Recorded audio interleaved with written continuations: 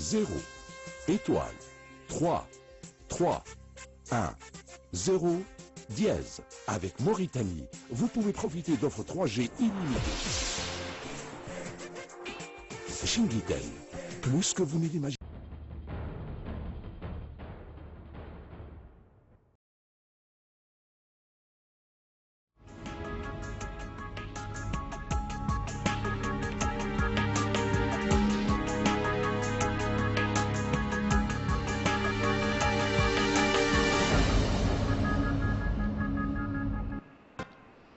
– 21h30, Madame, Monsieur, bonsoir, bienvenue dans le journal, donc voici les titres.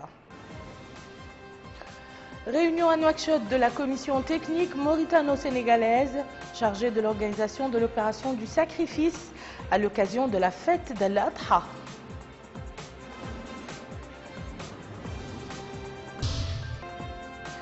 L'Assemblée nationale organise une journée de sensibilisation au profit de la société civile sur la nature de l'action parlementaire.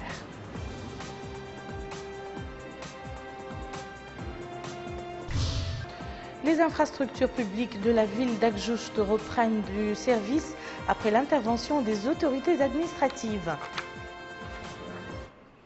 Merci, Madame, Monsieur, de vous joindre à nous. Le Premier ministre, Monsieur Yahya El-Haddamine, a reçu en audience aujourd'hui à la primature à Nouakchott la ministre sénégalaise de l'élevage et des productions animales, Madame Aminata Tambeng Ndiaye, en visite actuellement dans notre pays. L'audience s'est déroulée en présence de la ministre de l'élevage, Dr Fatma Habib, et Monsieur Mohamed El-Jibril, directeur de cabinet du Premier ministre. Et à sa sortie d'audience, la ministre sénégalaise, Mme Aminata Tambeng Ndiaye, a fait la déclaration suivante. Écoutons-la.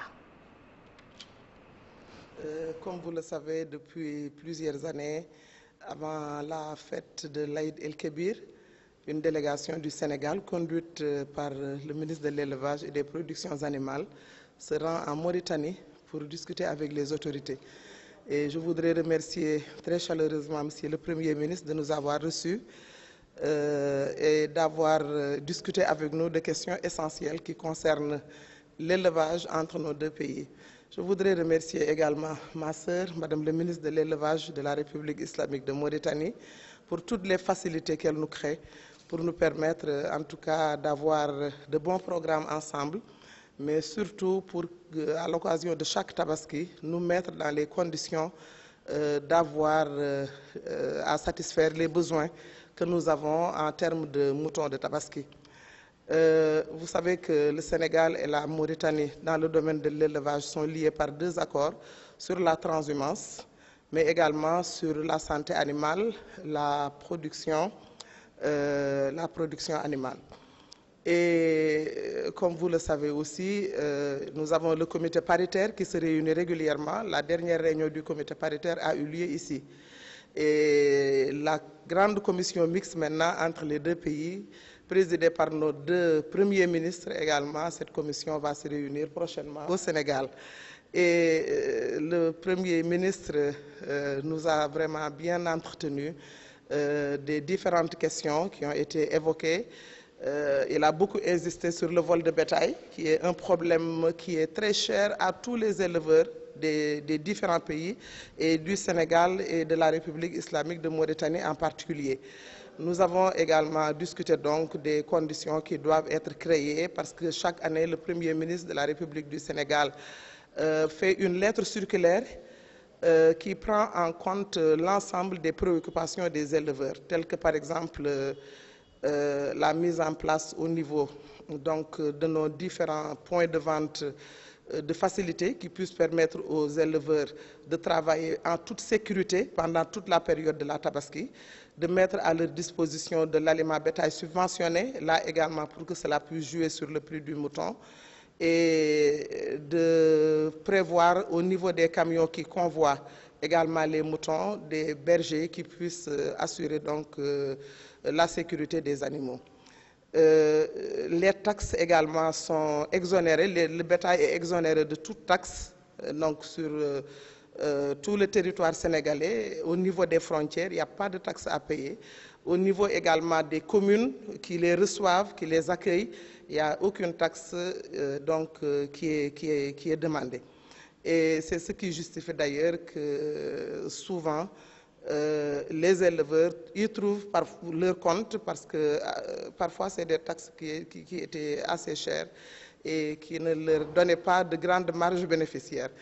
Donc vraiment, depuis 2 ans, avec Madame le ministre, nous sommes en train de faire un travail remarquable pour nos 2 pays, pour les éleveurs de nos 2 pays. Et nous sommes sûrs que cela va continuer parce que les relations qui existent entre nos 2 pays sont des relations séculaires, des relations de proximité, mais surtout des relations de parenté des 2 côtés donc, du fleuve Sénégal. Et nous sommes en train de tout faire pour renforcer ces relations d'amitié et de fraternité. Mais je dois dire que ceux qui ont vraiment construit ces 4 dernières années, ces relations qui les ont renforcées, qui les ont solidifiées, c'est le président Mohamed Abdel Aziz et le président Macky Sall de la République du Sénégal. Donc nous devons vraiment les remercier, les féliciter et que tout le monde prie pour que ces relations continuent de se renforcer davantage. Dr Fatma Habib, la ministre de l'Élevage, a supervisé la réunion bilatérale de la commission technique chargée de l'opération de Eid al-Adha entre la Mauritanie et le Sénégal.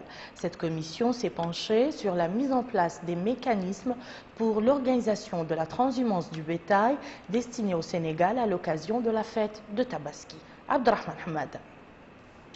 Cette réunion regroupant les ministres de l'élevage mauritanienne et sénégalaise et les acteurs des secteurs de l'élevage et de l'alimentation animale dans les 2 pays a pour objectif de garantir la fluidité de l'opération d'exportation de moutons au Sénégal pour satisfaire ses besoins pour la fête de l'Eid el-Kébir.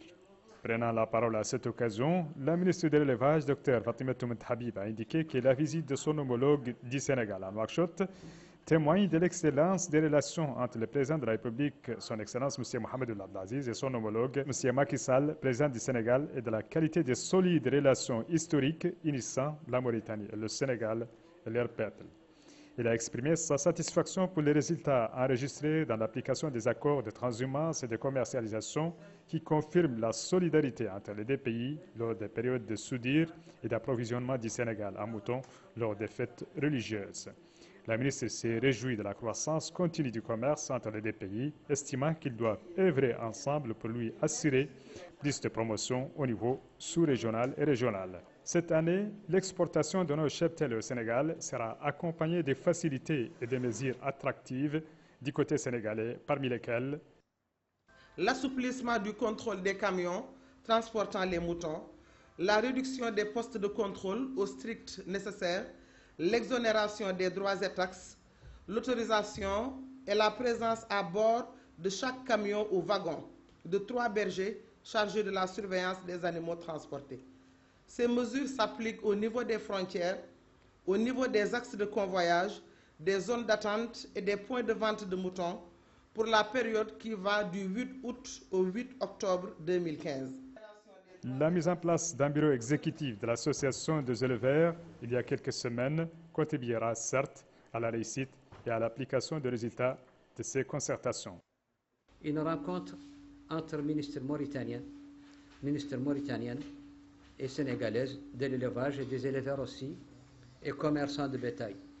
Et ce au moment où le secteur chez nous, un secteur d'importance capitale, connaît une dynamisation sensible, marquée en Mauritanie par la création, le 22 juillet dernier, d'une fédération nationale propre au secteur animal, fédération dont les membres viennent d'élire un bureau et un président motivés, qualifiés et expérimentés au plan des éleveurs, tant qu'au plan de ce bureau et de son président. Le comité technique mixte chargé du dossier se penche actuellement sur les différents aspects de cette coopération afin de sortir avec des résultats concrets pour satisfaire les 2 parties. Impliquer les acteurs, les médias et la société civile dans l'action de sensibilisation et de mobilisation collective autour des activités des deux chambres du Parlement, tel était l'objet de la rencontre organisée à Nouakchott par les parlementaires. La société civile dans toutes ses composantes est appelée à jouer son rôle dans l'ancrage de la démocratie, comme nous l'explique dans ce reportage Aminata Kana. Cette journée de sensibilisation sur l'action des parlementaires vise à impliquer davantage les acteurs, notamment les médias et la société civile, dans l'action de sensibilisation et de mobilisation collective autour des activités des deux chambres du Parlement. Dans un mot qu'il a prononcé pour la circonstance, le questeur de l'Assemblée nationale, Sid Ahmed Ould Ahmed, a indiqué à cette occasion que cet atelier permettra aux participants de s'informer sur la nature de l'action parlementaire, sur la responsabilité des élus dans l'ancrage de la culture démocratique, sur l'orientation et la conscientisation des participants sur les activités du Parlement ou encore leur permettre de jouer pleinement le rôle d'avant-garde dans l'ancrage de la démocratie.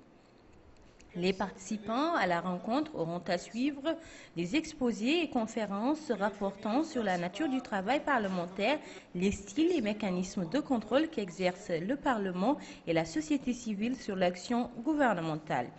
À noter que cette rencontre est organisée en collaboration avec le projet d'appui au Parlement mauritanien. Il vise à impliquer les acteurs dans la sensibilisation et la mobilisation collective autour des activités des deux chambres du Parlement.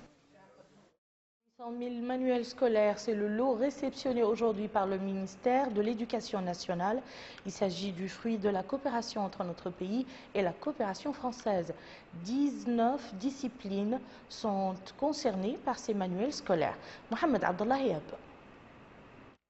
Une quantité impressionnante de manuels scolaires a été réceptionnée ce matin par le ministère de l'Éducation nationale. Quelques 800 000 manuels scolaires destinés aux enfants inscrits dans les écoles fondamentales ou suivant les premiers cycles du secondaire. Ces nouveaux manuels, qui concernent 19 disciplines distinctes, seront mis gratuitement à la disposition des élèves et de leurs enseignants. Dans le mot qu'il a prononcé à cette occasion, le secrétaire général du ministère de l'Éducation nationale, M. l'imam Cheikh Ould Ali, s'est félicité de ces dons qui va améliorer le rendement éducatif des élèves avant d'ajouter qu'il constitue un appui significatif à une année proclamée par le président de la République, M. Mohamed Abdel Aziz, année de l'enseignement. Le secrétaire général a précisé que le département de l'Éducation nationale a connu plusieurs réalisations, dont notamment l'amélioration de la gestion des ressources humaines, l'évaluation des programmes et la correction des manuels scolaires. De son côté, M. Patrick Abbas, directeur de l'Agence française de développement AFD, a précisé que son institution a accompagné ces dernières années avec l'ensemble des bailleurs de fonds le secteur de l'éducation, notamment à travers le programme national de développement du secteur éducatif PNDSE. Dans le cadre des activités qui nous réunissent aujourd'hui, l'accent a été mis sur l'amélioration de la qualité de l'enseignement, ce qui suppose que chaque enfant puisse non seulement aller à l'école, mais qu'il dispose aussi des ouvrages nécessaires à l'apprentissage. Bien sûr, le principal obstacle est généralement le coût que représente l'achat des manuels scolaires pour les familles, puisque chaque enfant a en moyenne 7 à 8 manuels scolaires. C'est pourquoi, tel qu'indiqué précédemment, ces nouveaux manuels seront mis à la disposition des enfants et des enseignants gratuitement. Il faut noter que ce don vient à point nommé juste quelques semaines avant la rentrée scolaire. La vie reprend son cours normal dans la capitale de l'Inchériak juste après les inondations qu'elle a connues. Les autorités locales avaient supervisé les opérations visant à venir en aide aux populations qui étaient affectées. Bakar Bailaba nous en dit plus. Il a énormément plu ces derniers jours à Akjust. Des torrents qui ont envahi plusieurs endroits de la ville. Pas de victimes en vie humaine, mais d'importants dégâts matériels enregistrés. Ainsi, l'hôpital régional d'Akjust a beaucoup souffert des torrents. Plusieurs services de l'hôpital n'ont pas pu résister aux eaux. Des matériels médicaux devenus hors d'usage. Et pour ce responsable, l'hôpital a retrouvé son fonctionnement après les interventions des unités administratives et sécuritaires, ajoutant que cela a permis les activités de reprendre à temps dans cet hôpital. Autre administration ayant souffert des torrents, le centre d'enrôlement de la ville d'Agjust. Là aussi, beaucoup de documents ont fait les frais de la furie de cette pluie de 42 mm. Même si certains appareils électroniques comme des ordinateurs ont été sauvés, selon le responsable de ce centre, il a estimé que les activités ont repris grâce à la célérité des interventions administratives et municipales. Si l'hôpital régional et le centre d'enrôlement d'Agjust ont été inondés, il n'en demeure pas moins que les habitations n'ont pas été épargnées par cette pluie. Des familles sinistrées qui n'ont besoin que d'aide étatique pour retrouver leur maison ou ce qui en reste. Certains maraîchers d'Agjust ont vu également leur culture engloutie par les torrents, des torrents ne laissant que des miettes sur leur passage.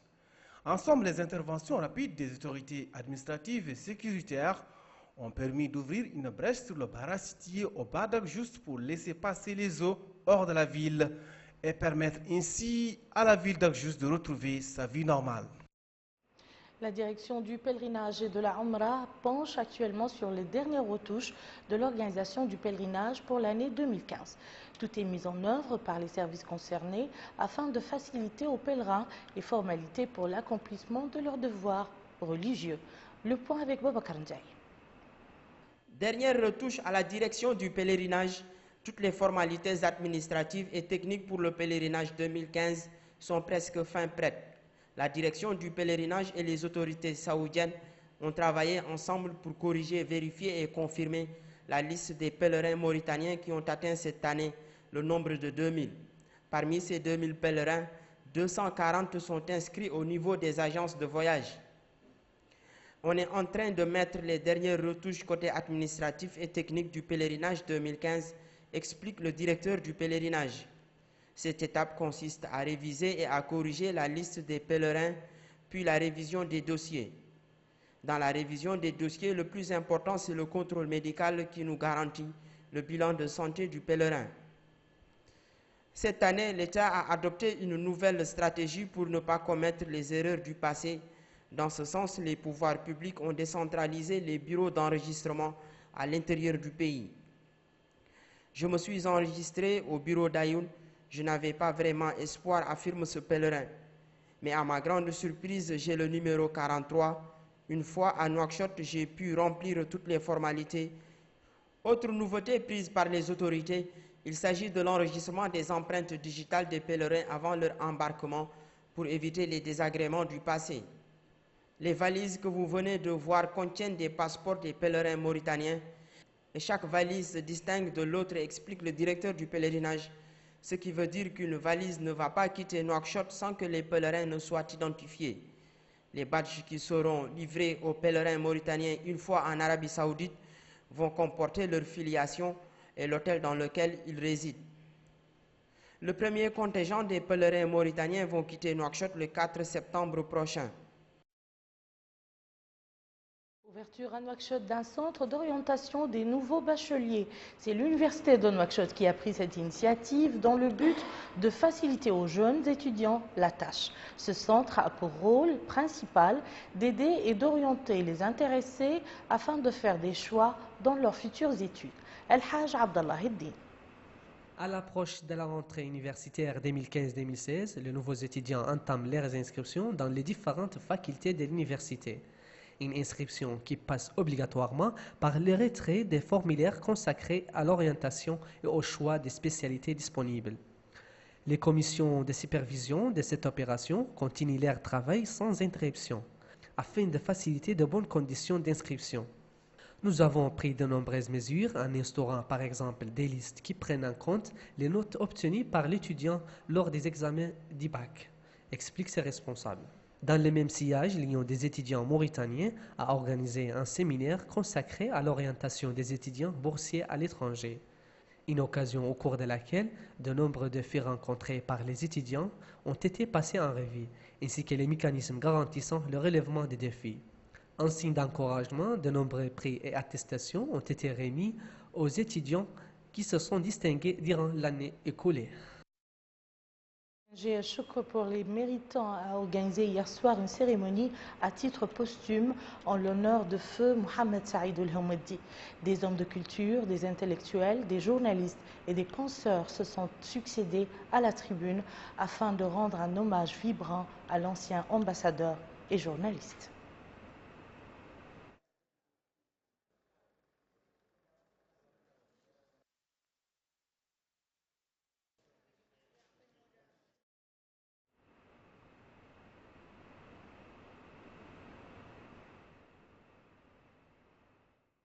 Le monde en bref et en images avec Babacar Ndiaye. Une lueur d'espoir pour le Soudan du Sud. Le président Salva Kiir a finalement signé l'accord devant mettre fin à la guerre civile qui ensanglante le pays depuis 20 mois. Son rival Riek Machar, à la tête d'une rébellion depuis décembre 2013, avait signé il y a 9 jours l'accord de paix. Lors de son discours à Juba, le chef d'État soudanais a toutefois émis de sérieuses réserves tout en qualifiant d'intimidation les menaces de sanctions formulées par la communauté internationale. En Chine, 12 personnes ont été arrêtées dans l'enquête sur les explosions du 12 août qui ont causé la mort d'au moins 139 personnes à Tianjin. 10 d'entre elles sont mises en cause pour négligence. Parmi les suspects figurent le président, le vice-président et 3 autres dirigeants de l'entreprise propriétaire de l'entrepôt où étaient stockés les produits chimiques à l'origine des déflagrations. Des officiels appartenant à plusieurs départements du gouvernement local, mais aussi le président du groupe étatique gérant le port de Tianjin ont été également mis en cause. La justice leur reproche en particulier d'avoir manqué de vigilance dans leur mission de contrôle. Une partie de la frontière entre le Venezuela et la Colombie a été fermée pour lutter contre la contrebande et un millier de Colombiens ont été expulsés du Venezuela. Pour autant, les deux pays affirment leur volonté de coopération, mais sans parvenir à trouver un accord permettant la réouverture de la frontière. La semaine dernière, après une embuscade à la frontière dans laquelle 3 militaires et un civil vénézuélien ont été blessés, Caracas a décrété l'état d'exception pour 60 jours et fermé de manière indéfinie une partie de la frontière, une zone poreuse de 2219 km, où se multiplient les activités de guérilleros, de paramilitaires, de trafiquants de drogue, mais aussi de nombreux contrebandiers. Et voilà qui met fin à ce journal. Je vous en rappelle les principales informations. Réunion à Nouakchott de la commission technique mauritano-sénégalaise chargée de l'organisation de l'opération du sacrifice à l'occasion de la fête d'El Adha.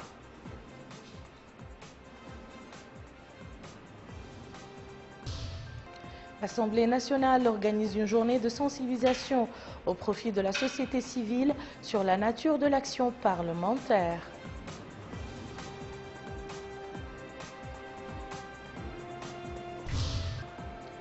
Les infrastructures publiques de la ville d'Akjoujt reprennent du service après l'intervention des autorités administratives. Merci, Madame, Monsieur, de nous avoir suivis. À demain. Bihawlillahi wa quwwati.